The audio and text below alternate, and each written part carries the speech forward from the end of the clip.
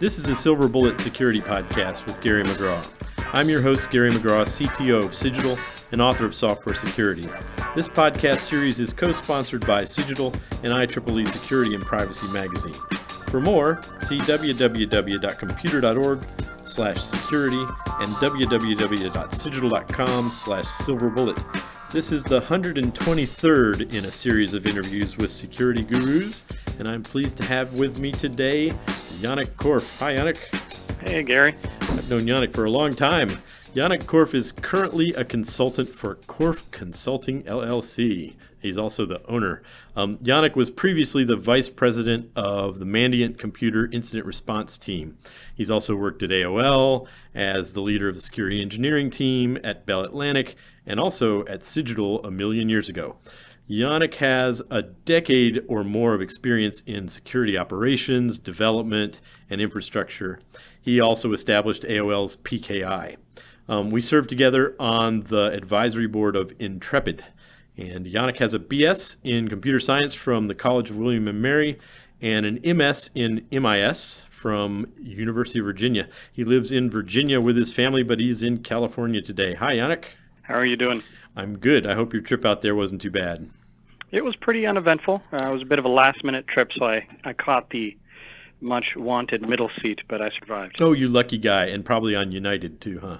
Absolutely. My favorite airline. I think they're beginning to realize that they suck, which is, the first step towards not doing that. I actually ended up needing to call support due to some IT issues, but that turned out to be a pleasant experience, and I was shocked. Cool. Well, you started out, speaking of pleasant experiences, as a system administrator. Then you did security ops and ended up as an executive in charge of services around network ops and incident response. So, in this career that's kind of gone, you've been doing this for about 20 years. What's the most important thing that you learned about security or about, working in the field? Most important thing I learned is probably, gosh, can I say this without sounding corny? It's about the people. That's not so corny. Technology works for a limited amount of time, and if the people can't adapt and throw out the old technology and bring in new stuff and change, it all falls apart. But I thought, system administrator people just didn't like those darn pesky users. Oh, I still don't. But they're people, Yanek. Come on. They are. I have a love-hate relationship with people. It's hard to explain. So it's about the people. How about, coming up through having to use other people's operating systems and stuff and gear through monitoring for security and handling incidents? Was there anything that struck you as something that was counterintuitive that you learned? I think one of the big turning points for me, actually, funnily enough, happened at Cigital. We were putting in a new firewall and really struggling with it. Things were not flowing past it, and I was green. I didn't know how to troubleshoot any of this stuff. I was working with a more senior guy, and eventually we sort of ran out of ideas. So I called my boss, talked him through everything we'd done, all of our ideas, and he said one thing I will never forget that really helped us out. He said, "Well, good luck." That was it. That was all the guidance we got. So you learned that you can use that magic catchphrase as an executive? Is that what you're saying? No. The thing I learned there was, when you're stuck and you can't pass the buck, but you got to make something work, you figure it out. Yeah. And if you keep, answering other people's questions, just, here's the answer, and they don't need to work for it, they grow a lot less. Mm-hmm. So that was super, super valuable. I don't know if that was the intended lesson, but that's the one I took away. Was that Scott Marks? That was, yeah. It probably wasn't really the intended answer. It was probably beer 30. It was probably 11:30, I think, at night when we were at that point. That's hilarious. Let's talk about SOCs and certs for a minute. So how much of SOC and cert is people versus automation these days? I think that's pretty highly variable, and it really depends on what you're trying to do and the kind of SOC you're trying to build. So I built a managed security service, so that's naturally going to be multi-tenant, and it depends on what you're trying to slice. So we always looked at things pretty much from a threat-centric perspective. If you've got opportunistic threats that are on your network and consuming your IT team's time, that's one problem. Mm-hmm. If you've got targeted threats who are very interested in your company's intellectual property or want to commit fraud, that's a different scenario. The latter is a lot more people-intensive than the former.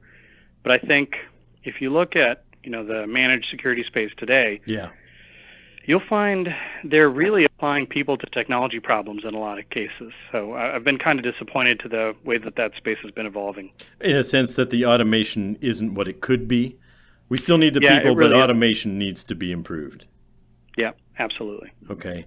What do you think? Are companies better off running their own SOC or outsourcing or some combo package, or it depends, or what's the answer to that?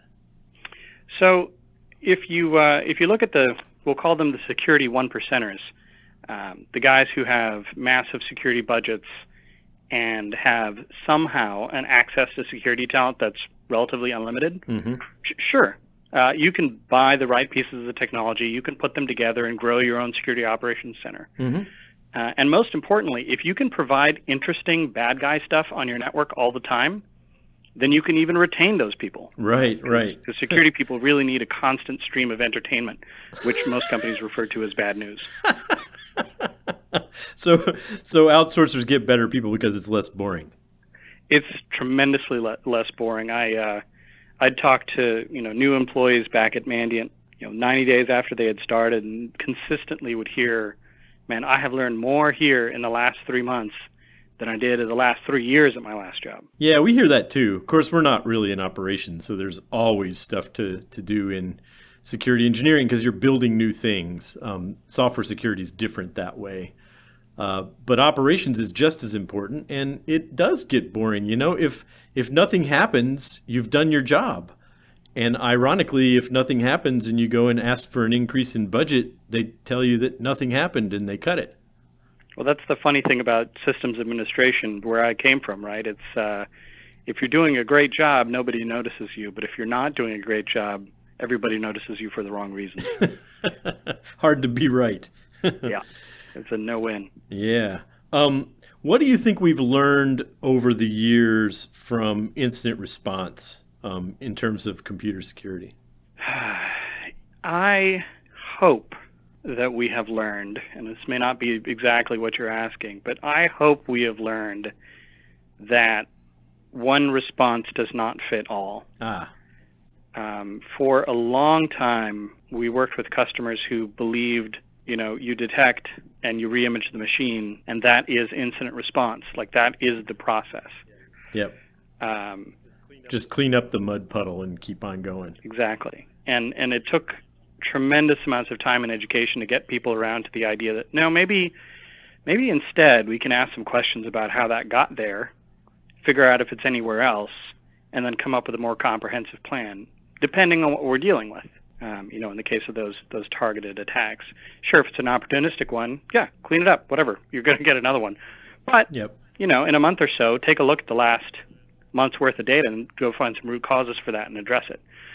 So I think I see more companies out there that are taking that kind of an approach, mm-hmm. or at least are open-minded in that direction. So I'm cautiously optimistic that we're headed in a good place. I think you're right about that, and I think that actually informs things like software security, which are in some sense even more proactive. If you wonder why would you bother to build a system that's more secure anyway, well, if you've been through the incident wars, you know why. Yeah, so that's definitely true. I mean, your initial vector for the guys, the true bad guys, tend to be the people with whom I may have mentioned I have a love-hate relationship. But once you get you can never really get a system administrator turned around on that, can you? No, you really can't. It runs deep. But once you get past that first person as your vector, from there it's system to system, and taking advantage of software vulnerabilities is a great way to move around. Yeah. So now that you've developed pointy hair and some management chops, let's talk about people a little bit more. When you're hiring for your team, what's the most important characteristic you look for, and how do you look for it? The corny answer, I guess, here is it depends on what team and what characteristics I'm looking for the people on that team. So pick one and make it concrete. Let's stick with the topic. So let's talk about a security analyst. And let's say that the security analysts I want are going to be dealing with targeted attacks, not opportunistic ones. If that's true, then I need curiosity, first and foremost, because when you see something that's weird, you need to look at that and say, that's interesting. I wonder, and then they're going to want to take some action. Right. And then beyond that sort of basic curiosity is like a level of persistence where you just really don't like unsolved mysteries. It's sort of intolerable.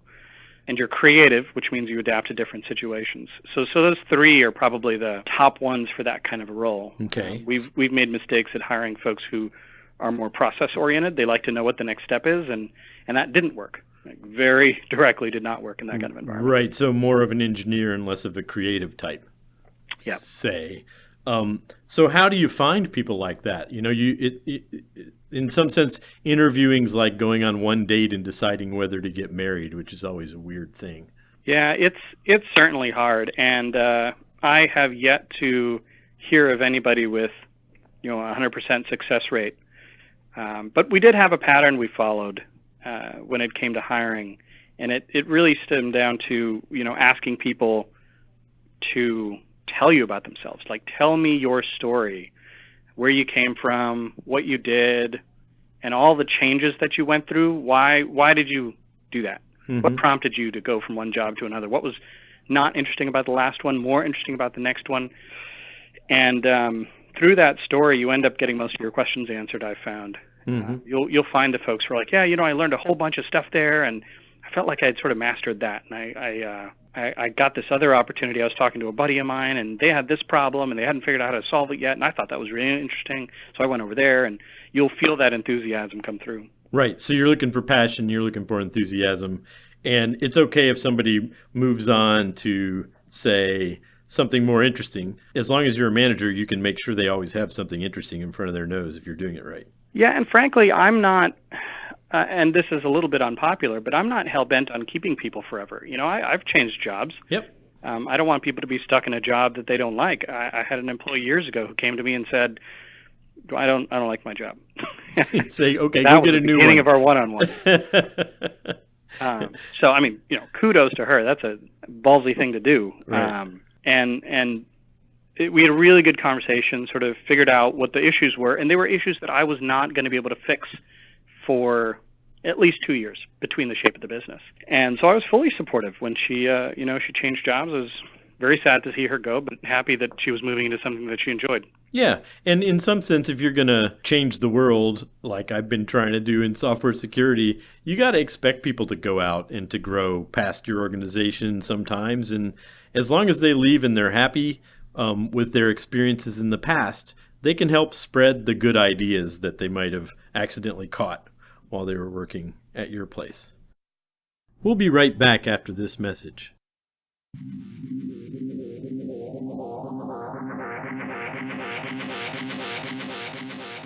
If you like what you're hearing on Silver Bullet, make sure to check out my other projects on GaryMcGraw.com. There you can find writings, videos, and even original music. So, from a technical team member perspective, what's more important, technical skill or motivation?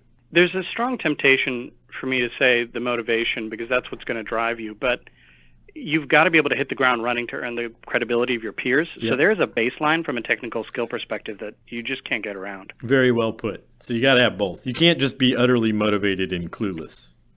No, you've got to have some skills to bear. And you've got to understand where you are. You need to be very self-aware about where you are on that chain of expertise. So in terms of management skills, there's this one skill that I like a lot that works incredibly well against geeks, and that's silence. Do you use that? Yeah, probably inadvertently. As someone who both likes and dislikes people, I don't necessarily enjoy keeping up my end of the conversation. So if I have nothing to say, I won't say anything. You're doing pretty well so far. that tends to move things along. Right. So, well, silence is often an uncomfortable social situation, so people will talk right into the gap, I guess. Yep. And that's a good way of learning what somebody's really thinking or getting past the initial spin or whatever. Especially if you don't know where the conversation's headed. Yeah. So in some of your writing, you talk about core values, and in some sense, when you're looking for employees, you want certain set of core values: motivation, self-driven, curiosity, likes to solve puzzles, get stuff done. Those are all core values. Do you think that universities that produce geeks are instilling core values like that, or can you teach those, or where do those come from? Man, that's a good question. I don't think it has anything to do with what you're taught. I think it has a lot more to do with who you're around and who you interact with. Because everybody, I perceive, everybody models somebody else. I mean, you find those people to look up to, and you take the best of the people around you. And so that's where those come about. So there might be some people to emulate in a university setting, but that's just an accident of the people, not really the setting. Yeah, I think that's accurate. Okay. So really you should, I guess especially in graduate students, I in graduate school, I take this view as well. Look for the person you want to study with, not the university, and the person matters more. I've always thought that for grad school. I'm not so sure that you can do that in undergrad, though. That's a really good question. I think you're unlikely to really be able to assess before you go into any kind of institution the kind of people you're going to be with. That's tough. I mean, there's campus visits, and sometimes you can visit classrooms and stuff, but you don't really get to know people until you spend a lot of time with them, right? You asked earlier about the interview process, and you get this short date before you've got this long marriage. Yeah. It's similar. So right. In many cases, I'm going to say that's luck of the draw. Yep. Yeah, I'm just going through that with my youngest son who, picked which college to attend through some mysterious process that neither his mother nor I understand. And hopefully it'll work out. It worked out for the first one, but it also seemed less mysterious for that one than the second one. Yeah, I've got a little time yet, so. Yep, it's on my mind a little bit. So I've noticed in some of my really recent work, like stuff I did Tuesday, that technologists who go from alpha geek into management suffer from this thing that we'll call the Superman syndrome, where they sort of want to tackle the hardest problem themselves. Let me think of an example. For example, a CISO who does his or her own threat intelligence gathering like every morning because they don't want somebody else to do that. So as a manager and as a geek yourself, as an alpha geek, how do you avoid the Superman syndrome? What kind of advice can you give to our listeners about that? I got really lucky. I had that problem when I first took on management. It was a slightly different flavor, but I went from being on a team to managing that same team. So I knew what we did. I knew the work. I could do the work. And I was relatively well respected in the team. Mm-hmm. And as soon as I became the manager, I became the go-to guy for everybody on the team whenever there was a problem. Right. How do we fix it? Yep. How do I solve this? What's the right way to build that? Yep. And, thinking I was helpful, I would answer those questions. Mm-hmm. This goes with your earlier answer. Very nice. I know, completely forgetting the lesson from Scott Marks. Yep. I struggled. And everything actually went well. It was deceptive. I thought, well, this is going great. We're getting a bunch of stuff done. Everybody was happy. And then I went on vacation. Well, there's your mistake. Well, that's a fair point. What happened? Tell more. Nothing happened. I mean, I came back, and there was a line of people outside of my door. All the projects were stalled. Stuff was broken. I mean, I had created this dependence that really didn't need to be there. I mean, those folks were smart folks. They could have done all of what was required without me there, but I sort of created this bad habit. Right. So this Superman syndrome is something you've seen in your own work. Oh, yeah. Yeah. I mean, we saw this at, I'm working with a bunch of CISOs, and I see some super technical CISOs where that becomes an issue. And it's hard to, not want to take over if you're sort of a control freak alpha geek. So what do you do besides just self-realization? Are there any techniques for not doing that?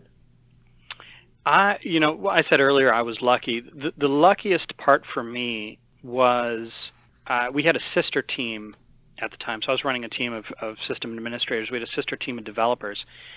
And the boss of the development team, with whom I had started a pretty difficult relationship, but it became a really good relationship, he left the company. Mm-hmm. And at the time he left, he said, my team of developers, they've got a lot of experience. I don't know anybody else in this organization who could run this team. You're going to have to hire for it. Or you could just give it to Yanek because he knows all those guys. And I think that would work well. Mm-hmm. And all of a sudden I went to doubling my team from 8 to 16 people, which is wholly unreasonable. Yeah. I mean, it's a pretty big difference, right? Yeah, it's very different. And so I had to immediately shift my priorities from one team's mission to two teams' mission and begin to start thinking about structures that would help me run both of those teams. Right. The answers were not obvious, and it consumed all of my time because at the time I still didn't have a ton of management experience. Yep. And I had no choice. There was literally, I could not be the answer giver. Talk about getting thrown in the pool. Here, swim. Exactly. And what happened is the team survived. They realized, well, gosh, he's really busy with this other thing right now. I can't do that. Let me see if I can figure this out. And that's really all they needed. Right. Was to get to be weaned. They, in some sense, weaned themselves through necessity. Yeah. Is there a similar switch between, say, managing 16 people or two teams up to 50? I think you had 50 when you were, finishing up over at Mandiant.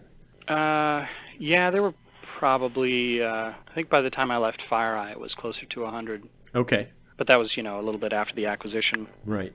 Is there a difference? I think you take a lot of the lessons with you as you go. I know a lot of folks who have jumped management rungs, if you will, mm-hmm.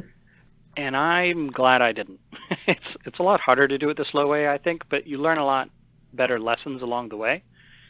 You have the time to make the mistakes that will sit with you for a long time. And you may have a mentor above you who can teach you some of those things too, right? Rare, but yeah, that's if you possible. do it the long way, it's presumably you're learning the whole time. Yeah. So if you had to characterize the difference in running 100 people versus, say, running that first team of 8 that you did 10 years ago, what would that be? I don't know that I have a crisp answer. It really depends on the shape of the team and the people. At the end of the day, you're still running a team of people. Yep. It's just a question of whether they're managing people themselves or not. Mm-hmm. But your job is still to develop a high-trust one-on-one relationship, understand what their challenges are, and coach them through it without solving their problems for them and helping them grow. I mean, whether you're doing that to somebody who has direct reports or not direct reports, you're doing the same thing. You're just dealing with different problems. Right. Did they ever send you off to management school? No. At some point, I mean, you already had an MS, right? So you'd been to business school in some sense. Yeah, I did that later on. But they don't teach you anything about management in business school, as far as I could determine. At least the school I went to, it was more about building a business and understanding the financials and strategy and all that jazz. All right. But actually managing people. Now, actually, I stumbled upon. I had a good mentor at AOL for a while, just a really great sounding board, and then I stumbled upon an organization called Manager Tools that. Yeah. Interestingly enough, also does a bunch of podcasts. Was that Doug Bigelow?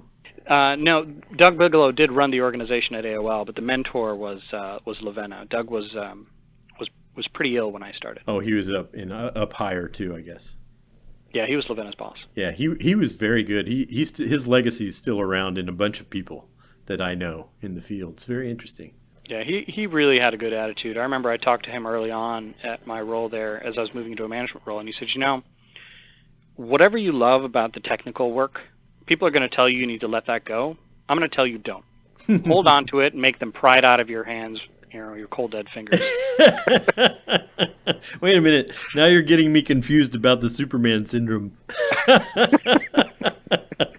What are you saying, Hey, Yanek? I never promised I would make any sense or be coherent.